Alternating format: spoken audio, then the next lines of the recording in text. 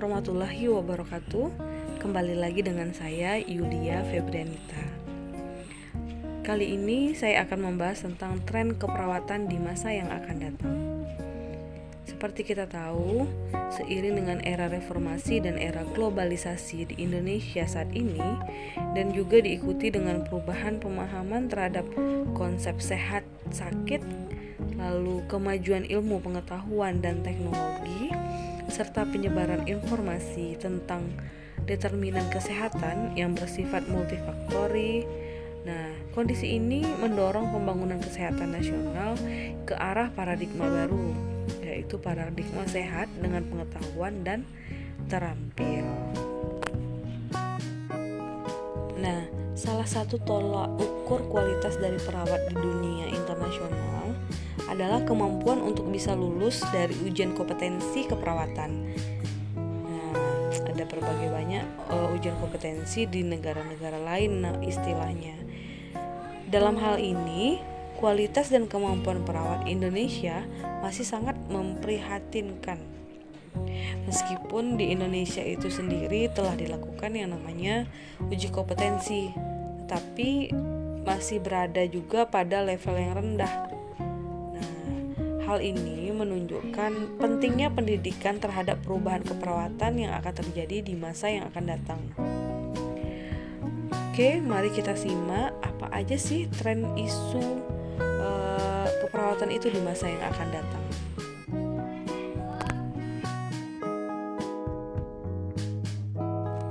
Baik, pertama kita bahas pengertian tren terlebih dahulu.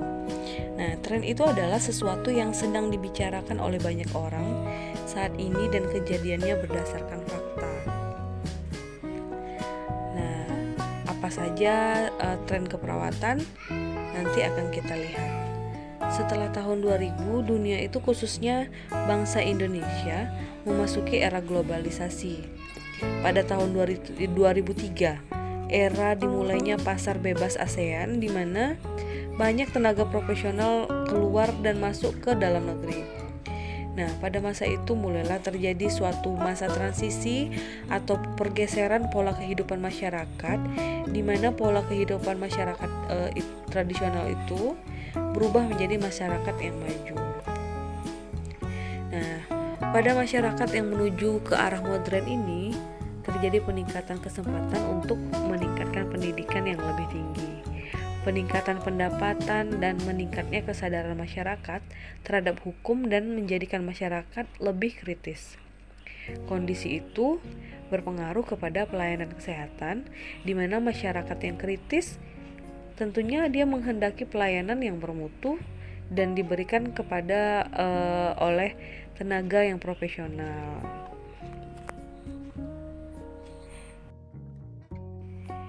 Nah, pada masyarakat yang menuju ke arah modern, terjadi peningkatan kesempatan untuk meningkatkan pendidikan seperti yang saya sebutkan tadi. Pendidikan yang lebih tinggi, pendapatan yang meningkat, sadar hukum dan lebih kritis tentang masalah kesehatan. Nah, tuntutan bagi perawat untuk memenuhi kebutuhan masyarakat seperti peningkatan mutu pelayanan keperawatan, bekerja secara profesional, peka akan budaya, serta dia berwawasan luas dan menguasai ilmu pengetahuan dan teknologi. Namun demikian, upaya untuk mewujudkan perawat yang profesional di Indonesia masih belum menggembirakan. Banyak faktor yang dapat menyebabkan masih rendahnya peran perawat, seperti keterlambatan pengakuan body of knowledge profesi keperawatan, terus keterlambatan pengembangan pendidikan perawat profesional, lalu keterlambatan sistem pelayanan keperawatan. Nah, menyadari peran profesi keperawatan yang masih rendah dalam dunia kesehatan, ini akan berdampak negatif terhadap mutu pelayanan kesehatan bagi tercapainya tujuan kesehatan. Nah, apa sebenarnya yang terjadi sekarang? Banyak perawat yang gaptek, yang nggak tahu teknologi, tidak kenal body of knowledge, banyak melakukan malpraktek. Kepuasan klien saat ini sangat kurang di rumah sakit terhadap perawat, dan lisensi serta kelalaian yang sering dikerjakan oleh perawat. Nah, untuk mengatasi masalah keperawatan saat ini, ada beberapa hal yang bisa kita lakukan. Yang pertama, mengembangkan pendidikan keperawatan, baik itu pendidikan akademik maupun pendidikan profesi. Selanjutnya, memantapkan sistem pelayanan perawat profesional. Adanya registrasi dan lisensi, tersertifikasi, dan kita menerapkan model praktik keperawatan. Selanjutnya, menyempurnakan organisasi keperawatan yaitu PPNI, AIPNI, AINEK, dan lain-lainnya. Komitmen perawat guna memberikan pelayanan keperawatan yang bermutu, baik secara mandiri ataupun melalui jalan kolaborasi dengan tenaga kesehatan yang lain. Hal ini sangat penting dalam mewujudkan pelayanan keperawatan profesional. Nah, nilai profesional yang melandasi praktek keperawatan itu dapat dikelompokkan dalam beberapa nilai. Yang pertama yaitu nilai intelektual. Nilai intelektual dalam praktik keperawatan itu terdiri dari body of knowledge, habis itu pendidikan spesialisasi, selanjutnya menggunakan pengetahuan dalam berpikir secara kritis dan kreatif. Selanjutnya adalah komitmen moral. Nilai komitmen moral. Pelayanan keperawatan itu diberikan dengan konsep altruistik dan dia memperhatikan kode etik keperawatan. Jadi ada juga beberapa aspek moral yang harus menjadi landasan perilaku perawatan, seperti beneficence, yaitu selalu mengupayakan keputusan dibuat berdasarkan keinginan melakukan yang terbaik dan tidak merugikan klien. Selanjutnya adalah ada fair. Di sini tidak mendiskriminasikan klien berdasarkan agama, ras, sosial budaya, keadaan ekonomi, dan sebagainya. Selanjutnya ada fidelity. Berperilaku caring, peduli, kasih sayang, perasaan ingin membantu, yang selalu berusaha menepati janji, memberikan harapan yang memadai, komitmen moral, serta memperhatikan kebutuhan spiritual. Nah, nilai yang berikutnya itu adalah otonomi, kendali, dan tanggung jawab. Otonomi ini merupakan kebebasan dan kewenangan untuk melakukan tindakan secara mandiri. Hak otonomi merujuk kepada pengendalian kehidupan diri sendiri, yang berarti bahwa perawat itu memiliki kendali terhadap fungsi mereka. Nah, otonomi itu melibatkan kemandirian, kesediaan mengambil resiko, dan tanggung jawab serta tanggung jawab terhadap tindakannya sendiri, begitu pula sebagai pengatur dan penentu diri sendiri. Isu itu adalah sesuatu yang sedang dibicarakan oleh banyak orang, namun belum jelas faktanya ataupun buktinya. Isu dalam pendidikan keperawatan itu adalah seperti seleksi mahasiswa keperawatan sekarang yang seperti jaring yang bocor, di mana seleksinya tidak ada, malah sangat gampang sekali untuk masuk kuliah keperawatan. Menjamurnya stikes-stikes tanpa standarisasi. Lalu ada gap antara teori di kelas dan praktek di klinik. Lalu lack of qualified lecturer. Jadi dosennya itu tidak berkualifikasi dan fasilitas laboratorium yang kurang memadai. Lalu isu dalam pelayanan keperawatan. Masih banyak perawat vokasional. Lalu program pendidikan kesehatan belum adekuat dan kurang mampu dalam teamwork. Selanjutnya, kolaborasi secara profesional dengan dokter dan penggunaan teknologi modern belum maksimal. Sedangkan isu umum kesehatan itu seperti aborsi, eutanasia. Nah, bagaimana keperawatan di dunia hari ini?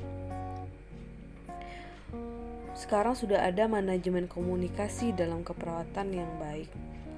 Lalu perawat itu diharapkan dapat berpikir kritis atau critical thinking, karena banyak kasus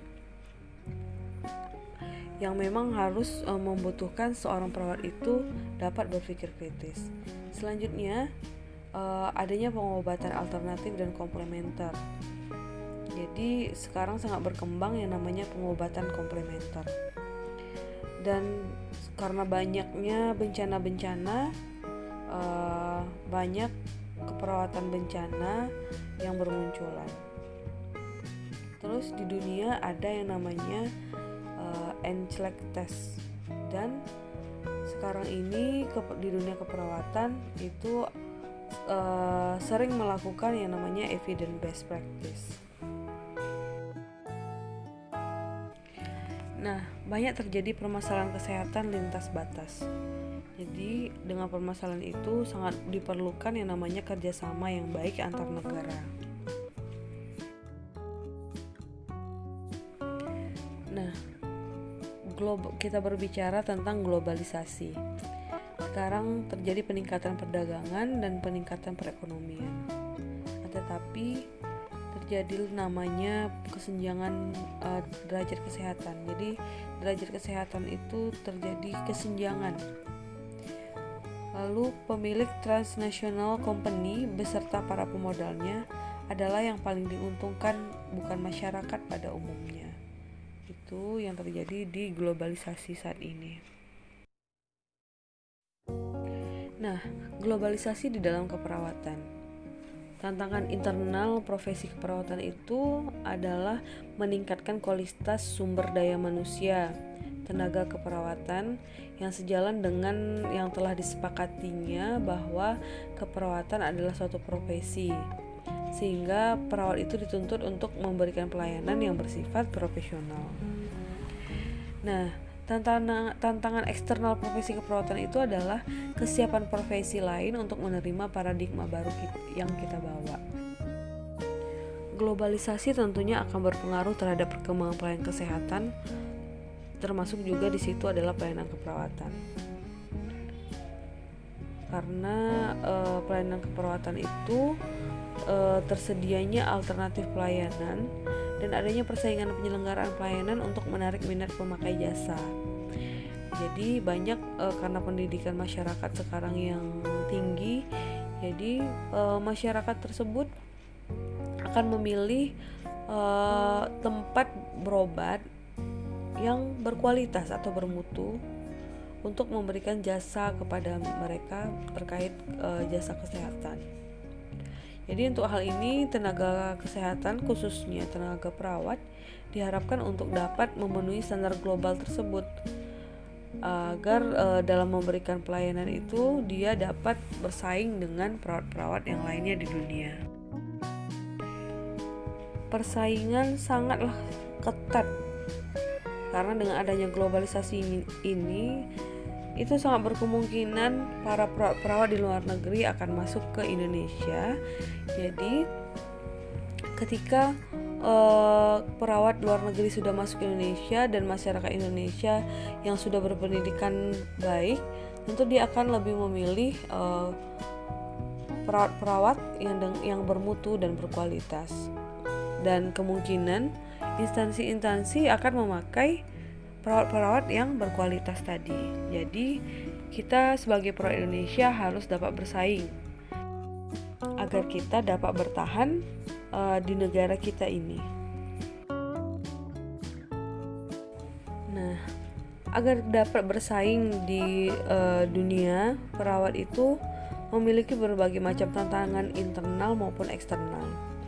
Tantangan internalnya adalah pelayanan keperawatan, asuhan keperawatan, dan praktik keperawatan.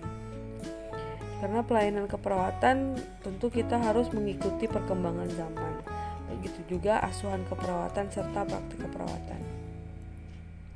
Sedangkan tantangan eksternal itu adalah seperti registrasi, lisensi, sertifikasi, dan kompetensi.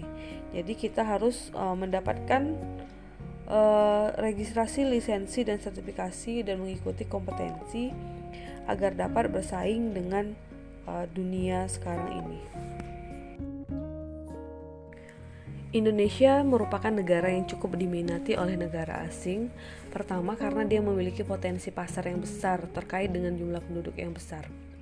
Kedua, sekarang ini kondisi pertumbuhan ekonomi Indonesia itu cukup menjanjikan. Dengan potensi pasar yang besar, tidak mengherankan jika banyak dokter atau tenaga kesehatan asing yang berniat bekerja di Indonesia. Hal ini tampaknya menakutkan profesi kesehatan kita karena ketakutan untuk bersaing. Jadi, seperti kita ketahui, kualitas sumber daya manusia kesehatan kita rendah, serta penguasaan teknologi yang terbatas juga. Dalam bidang kesehatan, era globalisasi ini lebih banyak diartikan pada perdagangan jasa pelayanan kesehatan, seperti yang tercantum dalam perjanjian di GATS. Poin nomor 4 dari perjanjian itu mengenai masuknya tenaga profesional kesehatan ke Indonesia. Nah, perdagangan jasa pada era globalisasi ini berlangsung secara bebas. Jadi seharusnya liberalisasi pada bidang kesehatan justru menjadi cambuk bagi kita, di mana kita perlu pemusatan diri untuk meningkatkan mutu atau profesionalisme, sehingga apapun yang terjadi di masa yang akan datang kita tidak perlu takut lagi. Nah, dari skema ini dapat kita lihat bahwasanya Indonesia itu sangat menjanjikan. Ini dia yang saya sebutkan tadi, yaitu potensi pasar yang besar, penguasaan teknologi terbatas, SDM rendah, dan pertumbuhan ekonomi cukup menjanjikan. Itu dia penjelasan saya tentang tren keperawatan di masa yang akan datang.